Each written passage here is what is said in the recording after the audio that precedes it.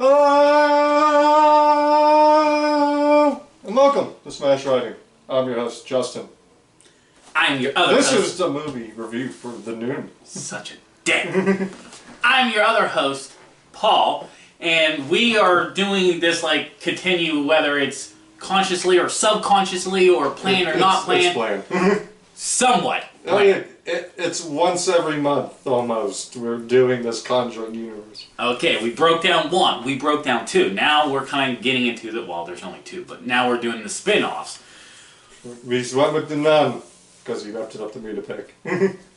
He's avoiding Annabelle, but if we're going to do this, he's going to have to watch them. Yeah, at some point. That's, well, once a month. Yeah, well, it's pretty much what we've been doing. Eventually we'll rank them. They're at the ranked bottom basement before. Okay. Alright, so the Nun. Why did you spell the Nun with two U's? We have a production board, like the cue cards. The cue cards for this show. We gotta cheer this up somehow. You want to talk about what this movie's about? Oh my god. Yeah, I guess so. So, this takes place about 20 years before the Conjuring series in timeline. And it's basically, can't even say it's an origin story about... No, because she's already... Yeah. The Nun's already running around. Yeah, I mean... The movie starts off with the Nun committing suicide after another Nun is attacked. Yeah, Father Burke gets called in by the Catholics because he's a miracle hunter. And he collects Sister Irene on their behalf, she's not even and a they go to sister Romania. yet. That's the funny thing. Like, all through this movie, they kept... She's not a nun yet. Like, the most ignorant thing. I love the beginning conversation where they're like, the other sister said there's no such thing as dinosaurs. Why is this in this movie? But she's about to take, she hasn't, I don't think she's taken her temporary vows yet. No, she did. She took the She hasn't taken the actual vows yet. Whatever. She's a nun. She lives in a nun factory. They get called into Romania to check on this Abbey Castle Church something. It's like a nun's house. And anyway, they get called in because of this dead nun, and they want to investigate and make sure the ground is still holy. Because suicide is a sin in the Catholic Church. So, and that's something they kept preaching about with this, because like they even buried her and they're like, no, you shouldn't have, because it's not holy to give a proper burial. Give proper burial, God's sakes. Get your head out of your Bible. All right, go on with the plot so we can. Frenchie's the guy who found the body, and he takes them up there. And he kind of tells them like you just shouldn't be talking about the Abbey. It's an Abbey. And because the townspeople kind of think this place is evil. It's demonic. You have all these crosses warding off the evil and keeping it at bay almost. And he put the body in the freezer room where he drops off the deliveries, and the body's been moved and there's a key in the hand. But they go on and they meet the abbessy. I'm willing to bet I'm pronouncing that name wrong. And she's all shades of evil. And she's like, you'll have to stay the night. The nuns are taking their vow of silence for the evening, and they can't talk until daytime. You have a nun who's praying for 24/7. Yeah, because... And the investigation begins as they're trying to figure out what's going on. And they learn that there's a portal to hell in this place that was opened up in the medieval times. And then they closed it, but because of World War II, the bombings open a supernatural portal. This is the least professional storytelling, just because this movie is boring. Yeah. It really was. It was just a boring movie. It felt like they had so much going on in a 90-minute period, and it just didn't do anything for me. There was a lot of flaws. There was nothing that really stood out. You kind of went in expecting this movie to be something else because of how much the Nun was in Conjuring 2. Yeah, I mean, it was funny because in the Conjuring 2, that was like one of the highlights. Yeah.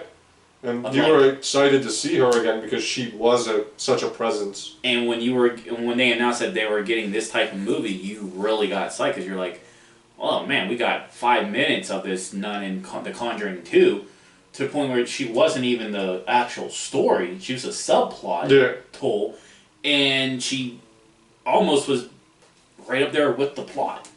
So there was a lot writing, and now the budget for this movie was like $20 million and made about $400 million. I am kind of shocked by that. Yeah, it was but I think it was the Well, it was writing off of The Conjuring. The Conjuring just makes a lot of money, so anytime you get something attached to it, it'll make a lot of money. And I get that, but I still like. Honestly, when we were recording, how we're recording, and I took the week to watch this, it was actually my first time watching, even though I own the box set. The box office was $365.6 million. Okay, off of the budget of like 24. Oh, I don't see the budget. Okay. I'm not looking it was a low budget, go figure. Now, the jump scares weren't there. Like you almost you knew it was you knew they was coming. Yeah. They just took like the stuff from The Conjuring, like those slow, dramatic starts. So you kind of told, like, whenever that starts to happen, you know you're preparing yourself for a jump scare. Yeah. And there was that one scene where Irene, I think it was her that, or maybe Father Burke, where there's a hand that touches them, and they look, and it's gone. And it's like playing tag, which we seen that in The Conjuring with the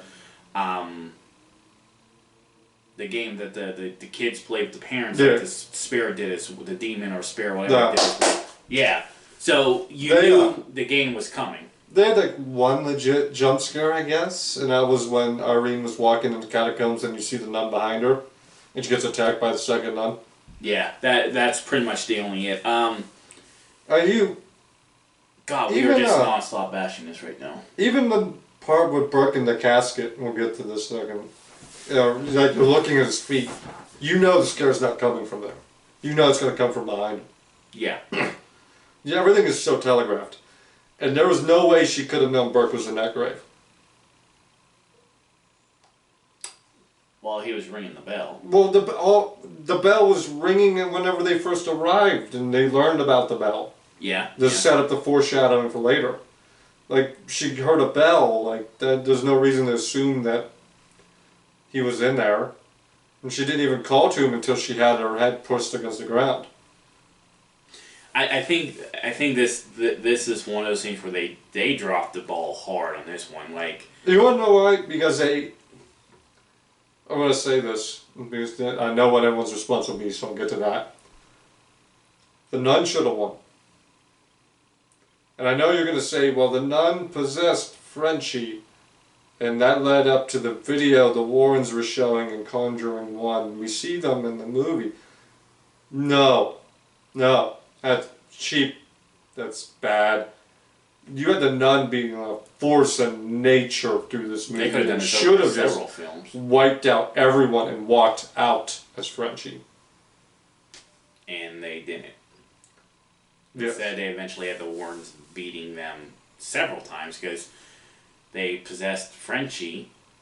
They got her out, Valkyrie out of Frenchie, and then they went against the Vision or something in The Conjuring 2 of Valkyrie too. So Valak. Yeah. So Valak should have just run Roughhouse in one day, and just have evil win in this movie. So that would have definitely helped it stand out. Because I don't know about the Annabelle movies. That would have helped this movie stand out so much more if the Valak killed everyone, and not just the nuns at the Abbey, but Irene, Burke, and then walk out as Frenchie, or even walk out as Irene. Oh, that would have been the ultimate. That would have been better, as like her walking out as Irene.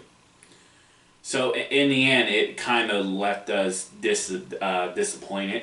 There was some good. There was just a lot of good atmosphere in the movie. Yeah. I think Bonnie Aarons is really good as the Nuun. The Nuun. The Nuun. The Nuun. That's what I'm calling her from now on. The Nuun. The Nuun. The Nuun. Oh my god. Anyway, the nun. Yeah, boring. Oh my god. Oh, my actual thought. I wrote it down while I was watching this.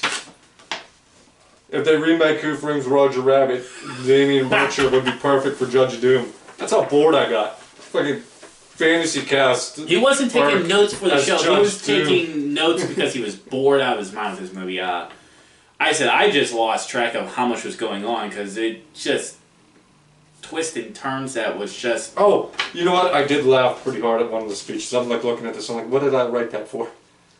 When Sister Una was giving her speech to Irene, and you see the one nun lingering, and she gets up and closes the door, and she goes back and goes to start talking, and the nun opened the door.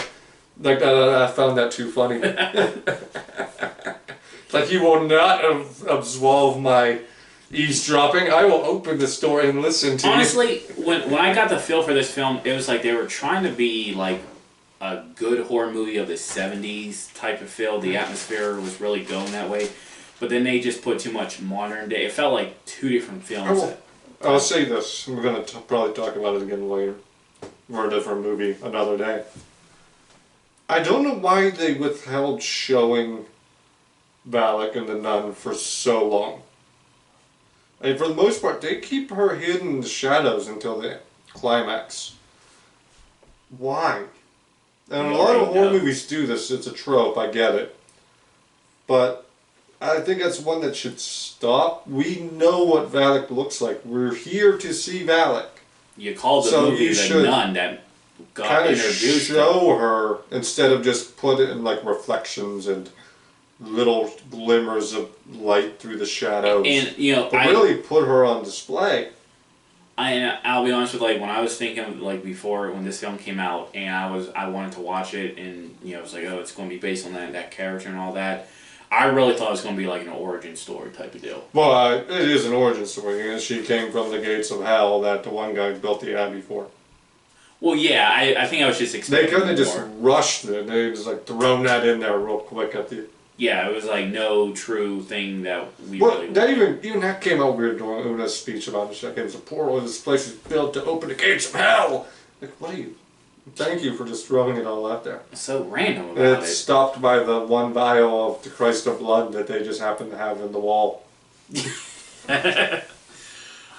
So the actual on-screen talent, how do you feel about them? I think Tessa Forminga, is that how you pronounce her name? I believe so. Irene did alright. Okay, I agree. She could have been better.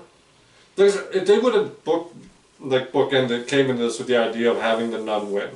Valak was going to kill everyone, and then work from there. All of these characters could have been spun in a better way. And as it is, it's just fine. Like Damien Butcher, who played Burke in the future Judge Doom, was just fine. Like, his story didn't matter.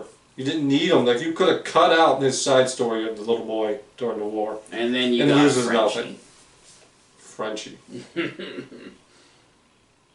I laughed pretty hard when I saw them with the cross in the bar. And it's like lugged back that giant cross all the way to the bar. The one great scene of a horror film. It's the comedy spots got me, I guess. But he's fine. That's what I say. Besides Bonnie Aarons, I think Bonnie Aarons is as great as the Nuun. The Nuun.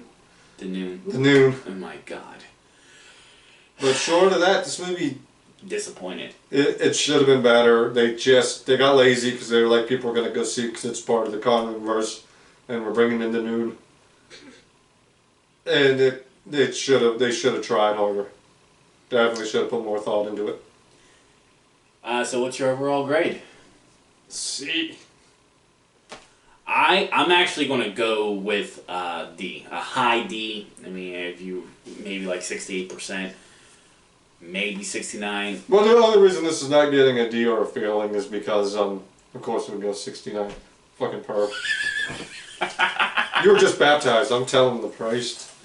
Oh my god. But the only reason it's getting a C is Bonnie Aarons. I think Bonnie Aarons did enough to keep it from failing. Although I do think that final ending, man, God, that was bad. I don't know. I spit the blood of Christ at you. When a movie, there's not too many horror movies that I just doze and not focus on. There's only one other film I did that with, And Conjuring. no, this movie will be another day. But Annabelle. no, shockingly, You know what would be more terrifying for Annabelle is if they would have used the actual, like, made it look like the actual doll. the real doll in real life is more creepy than Yeah, I the know. movie where- I My know, that God. was so much better. The one looks like the real one looks like a freaking pedophile doll, and this one is just graphics made it look scary. Like, I was disappointed. I really was. I was expecting more, definitely to come from the hype that this was supposed to bring. Especially with Valak. Yeah. Like, you really could have, like, went all out with Valak and they didn't. As of right now, the way we're reviewing these films, this is the weakest of the 3 films. Yeah, I'd probably... Well... Yeah, I'd put it below The Conjuring. So, but that is all the time we have for today. Bye-bye.